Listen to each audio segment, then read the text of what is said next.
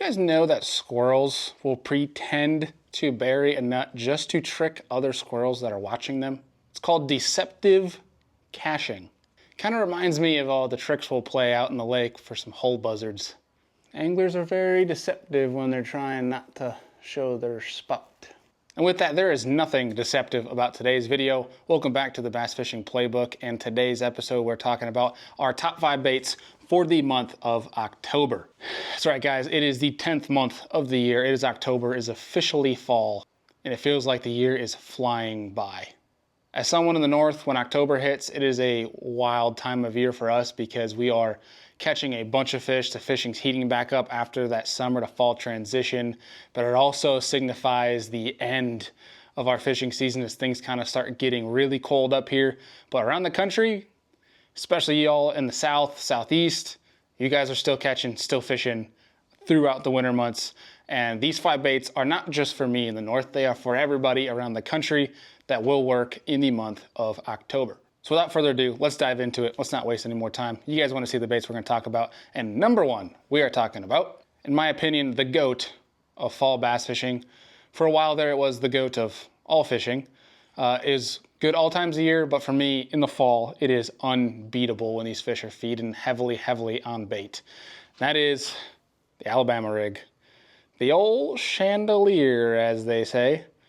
Now, the Alabama rig is a very simple bait to throw in regards to your method of throwing the bait, but it can be, honestly, a little bit overwhelming when it comes to throwing it because there's a lot going into it, from the setup it requires to throw it, the jig heads, the minnow, or the swim baits that you put on the jig heads, the line that you use, the cadence, the actual mechanics it takes to cast this A-rig, and the different things that you can do to trigger some bites. But for the most part, I like baits like a spinnerbait or a Chapo on top water, things like that. It is as simple as cast, reel, catch. There's not too much, whereas like a jerkbait, there takes a lot more cadence into catching those fish. So with that, the A-rig is pretty simple. For me, up here in New York, we're allowed to have 5 hooks on these. So I have a Hog Farmer 5 arm, 5 blade. And each of these have BKK round ball jig heads on each. On all the top of the A-rig here, so you can see that Hog Farmer, the top arms here, when I'm looking at you guys, these top arms right here, these are 1/8 ounces, very light ball heads because I'm fishing in 20+ foot of water with this A-rig, typically here in the fall. The bottom ones are 3/16, so a little bit under a quarter, and then the one in the middle there, right here, the center, the one that you are always trying to get bit on the most, is also an 1/8 ounce. That way, the weight is towards the bottom of that rig and it is staying centered while I'm fishing it. And also what I'm doing with them is I am placing on the outside arms all of the same swim bait. And I'll get to the middle one here in a second, but all of them are the same. It is a 3 1/4 inch Strike King Rage Swimmer, and the one in the middle is actually a 4-inch Kitech. A little bit different color to an extent. You probably can't see it much obviously in this video, but it has a little bit different shade than the rest of these. Where the Strike King, there's a ghost minnow. I think this one's like golden shiner or something like that, the Kitech. Just something a little bit different. What that does is allows that middle one to stand out amongst the rest of your swim baits, which gives those smallmouth, largemouth, spotted bass something to key in on. And likely they're going to hit that middle one almost every single time, especially if you have it dialed. There's sometimes too, what I'll do is I'll make that middle one a pearl white, especially if I have ghost minnow on the outside, I'll make it pearl white, I'll make it chartreuse, I'll make it a big chartreuse minnow, especially for smallmouth. They seem to like that, or even a red. Red is one you can play around with. But for the most part, that is what I'm gonna be rocking all fall and works like a dandy. Now you can definitely play around with it. I have smaller swim baits on these right now. Just for me, I feel like I get a lot more bites with the smaller ones, and the big ones will still come up and eat that middle minnow, or that middle swim bait, excuse me. But you can bump these up to 5s and 6s. I mean, really, it's up to you how crazy you want to get on your Alabama rig. You just have to make sure you are adhering to your state regulations, because states like Minnesota, there is a Minnesota rig, which is basically like this, but you only have a hook on that middle one right there. Hence going back to the point of the middle one's usually bitten the most. If they are biting the outside ones, if they're not biting very well, they're slapping at the A-rig, probably the first step you should do is just change the colors of your swim baits. Start there, and then if not, then go to cadence. Maybe they want it faster, maybe they want it slower, light, and then that you have to go lighter so you can keep higher in the column, make it slower. But that should be your step-by-step process. But A-rig gets bit, especially in the fall when they're feeding heavy on bait, getting ready for the winter months. Water and air temperatures are dropping. And so with that, the setup that I have for this sucker, this is an older rod, but it's an Abu Garcia Fantasisa Premier. It's a 7.6 heavy, 20 pound straight fluorocarbon, Shimano Corrado DC. And this is it's a heavy fast, the 7.6, but it has a very parabolic bend, which you need for the A-rig in my opinion. But you could throw, I mean, any rod that's gonna be a heavy action, especially longer, 7.6 to even 8 footers I've seen people use, is gonna help you absolutely launch that bait. And the longer your bait, especially this A-rig, is in the water, the more time you have to get bit, because you'll find a lot of them will follow it, they'll bump it, some of them eat it. Like when you're reeling this thing and it's coming through that water column, they'll chase it, chase it, chase it, and as soon as you get to the boat and you go to incline, that's when they'll eat it, because your bait basically has a rise and incline, almost as if they're fleeing. You'll find that there's decent times when you'll get bit right at the boat. And if you do, find that you are consistently getting bit at the boat, work in some cadences. So like when you cast that bait out, reel, slow, and then burn it a little bit faster, and it'll cause that bait to rise. And you'll find you might actually get some more bites that way, especially further away from the boat versus right at the boat, and give you a panic attack. All right, number 2. This is gonna go heavy more on the largemouth side. Could also be for spotted bass, things like that, but more for up shallow. When you have some of that last remaining grass, or you have a lot of timber, fish that are congregating towards docks, I'm going to gravitate towards a beaver style flipping bait. And there's a couple of them here. This time of year, I really like throwing the Bronco bug because those tails kick like that as they fall in the water. Or we have ones that I love, like the Berkeley Maxent Creature Hog, or a great one that's an OG, you got the Strike King Rodent. That's one that's gained some popularity too. Or the one of the OGs, the OG of beavers, the Sweet Beaver from Reaction Innovations. There's a bunch of different options, but essentially what I like to do is you obviously have that pegged on a Texas rig, but what I have here is a ringed EWG, and you guys see that on the top. That's a ring right there, and what that allows that to do is basically your bait can now free swing versus being stuck on that Texas rig and moving in that same motion. When you have it normally Texas rigged without a EWG, it falls as such, where now it has complete range of motion with that ringed EWG. Sorry, I'm totally whack on this camera. But what I find that does is allows that bait to have a lot more range of motion when I'm flipping it. And it's a very easy one to go around and target that last remaining grass that you have in your fishery, laydowns, docks, stumps, things like that.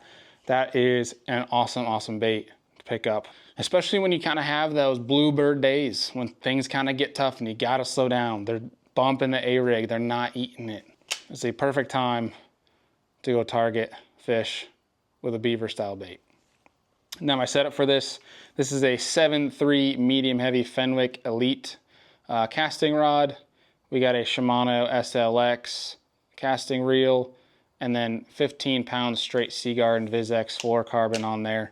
As always, I'll drop the setups I talk about below, all the baits as well, but pretty universal setup. You can get away with just about anything from 7-foot medium heavy to 7.6 heavy, whatever you're comfortable with in flipping. Just make it sure your setup is conducive to your environment. So like if you're flipping heavy, heavy wood, heavy grass, things like that, obviously you may not want a 7.3 medium heavy. You might want a heavy action, something along those lines to have you better equipped to get those fish out, beef up the line, things of that nature. Whereas there's also been times too where I've flipped a beaver with 12-pound fluoro because the bite was tough, super clear water, bluebird skies, no wind. That's just what I needed, a super lightweight with a beaver. Could be good. The third one is one that's obviously proven year round. But in the fall time, when fish are really grouping up, it can be cast after cast after cast after cast of catching fish over and over and over again. When they start getting grouped up and they start getting competitive, especially when there's bait around them, that is an awesome time to whip out jerkbait. Now, there's a couple different options I like here in the fall time. Right here is a small one that I like, you know, when they're feeding on that smaller shad in the fall months. That is a Mega Bass Vision 110 Junior +1. And I got all those hooks actually swapped out to Ichikawas on there, but something a little bit translucent. A smaller size compared obviously to your Vision 110, just the standard being that this is the Junior. But I like the Junior +1 because it gets down a little bit deeper, a tiny bit more of a bigger profile than the standard Junior size. And it just seems to work better than the non +1 Junior size, if that makes any sense at all. But for whatever reason, for me, I find that some of the smaller jerkbaits get some bigger bites and more bites, especially in the fall time, compared to, you know, that of your normal 110 size jerkbaits, or like a Berkeley Stunna that we have right here, or the Rapala Deep Maverick, which is another great one. There's not saying you can't catch them on this. You will definitely catch them on this. I like actually about the Maverick because it gets deep very, very fast. But the bigger style jerkbaits like this, the Stunna, the normal +1, they are great in the fall. So don't think that you shouldn't throw those, but try the Junior and you might actually get more bites. And you might find that you might get a little bit more size too, because it seems like an easier meal. So with that, the setup that we have on this sucker, we have a Shimano X-Bride B. This is the 610 MB. We have the Shimano Bantam MGL. Definitely spurged a little bit on that one, guys. It was the most money I've ever spent on a reel, but I can tell you what, I'll never do it again. But I'm glad that I did, because it's an awesome freaking reel to use. 10-pound straight Seagar Tatsu on there. We went a little bit wild on this jerkbait setup right here. Any 610 7-foot medium casting rod that has a moderate bend is going to be an awesome jerkbait rod for you. 10 to 12 pound fluorocarbon. You can definitely use 8 too, especially if you're a spinning rod guy that likes to go braid to a fluorocarbon. You can go to that 8-pound fluorocarbon because you have that more drag with the spinning reel. But jerkbait works in the fall, all times of year, but throw it in the fall. All right, number 4. In the fall time, the grass is dying. Water temperatures are getting colder, air temperatures are getting colder, and what that does is it starts to kill off vegetation. Now, it doesn't kill off all the vegetation, but as it does, the last remaining vegetation is going to get large quantities of fish that group up and gravitate towards that grass. With that being said, you can target the shallow stuff, you can target the deep stuff, and that is one thing I love to do with a 3/4 ounce chatterbait. Chatterbait is a great one this time of year, but especially when you're trying to target that last remaining grass. If you're in a fishery with a lot of vegetation, or even fishery that doesn't, don't sleep on counting rocks and ticking bottom with a chatterbait. It's a black and blue chatterbait with a green pumpkin trailer on it, because I've been recently fishing a dirtier water fishery, wanting to stand out, and it's heavily on the bluegills. But if you do have a lot of bluegills, that is a great colorway to go catch some largemouth, things like that. But typically that shaddy color chatterbait in the fall is going to get smoked. It's going to get you big bites. In my experience, some of the lakes here, it might not get a lot of bites, but the bites it does get are big ones. And so typically I like to go the bigger, the better on the chatterbait in the fall. It's not the time, in my opinion, to go throw the mini max. It's the time to go break out the big blade, that you can break out the jackhammer, but go to like a 6-inch trailer, something of a larger profile. You'd be surprised some of the bites you get. Where chatterbait obviously catches them year-round too, just like most of these other baits we talked about, but it gets some freaking big bites in the fall time as these fish start to chase and feed up more and more. Now the setup is one of my absolute favorite freaking chatterbait rods I've ever used. That is an Arc Essence rod. It's a 7.4 regular, but it is a composite here. It's a composite rod. It's got that cork handle to it. It basically feels like a glass cranking rod, but it has a lot more graphite into it, and so that you can feel a lot more. Bend is incredible, but it has the backbone too, so that the fish are still getting the delay that they need on a chatterbait, and then by the time you're setting, you're driving that hook home with the base of this rod, and you're pinning those freaking suckers, and they got it choked. The reel is just any reel you can find that's that low 7 to high 6, in my opinion. It's a great chatterbait reel. This is just a 13 fishing Modus. Wanted to give this one a whirl. The wife liked it too because it was purple. But it's a deeper spool. I like the deeper spools when I'm chatterbait fishing. That way you can bomb some heavier line way out there. And I just like the way that holds into my hand.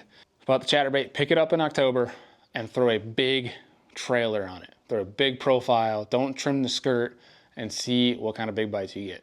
All right, now lastly, if you're not someone like me, you're not into the bow hunting thing, and all of your fall is centered around fishing, and say you only got Saturday and Sunday to go fish, and you got those bluebird, tough fall days of fishing. Bluebird skies, sunny as heck, gets maybe a little bit warmer too, no wind at all.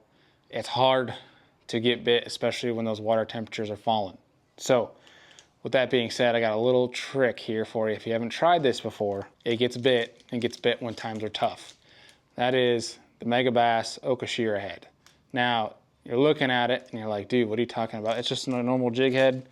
If you can't see, there's a little prop blade right there on that jig head. So what you're gonna be able to do is rig your swim bait on there, which we'll do here in a second, but it's got that little prop blade right here in the front. So I'm gonna take a small little swim bait, okay? This is just a small, I think it's a 2.8. Rig that sucker up, and it's important to remember. We're gonna go to right there. So see that? That right there is how you want to rig the Okashira head. You want to leave a bunch of room here so that blade can spin. If you scrunch it up too much, that blade won't spin right. But you want to leave a bunch of room there so that when your bait is swimming in the water column, this blade is spinning, you got your little paddle tail kicking, and it is one where you are just cast and just slow roll. Slower the better. If you think you're going slow, slow down even more. If you're ticking in the grass, pop it up out of the grass.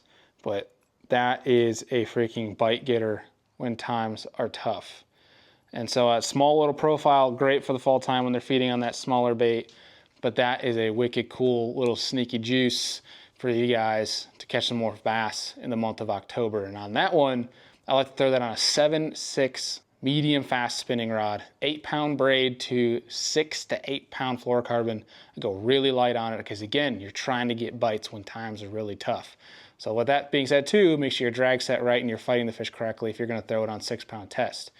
But that, getting up shallow or even going deeper when fish are sitting off of a lip or off of a hump. Because remember in the fall time, fish those steeper breaks, those fish will congregate around those steeper breaks. And just slow, because they will come up.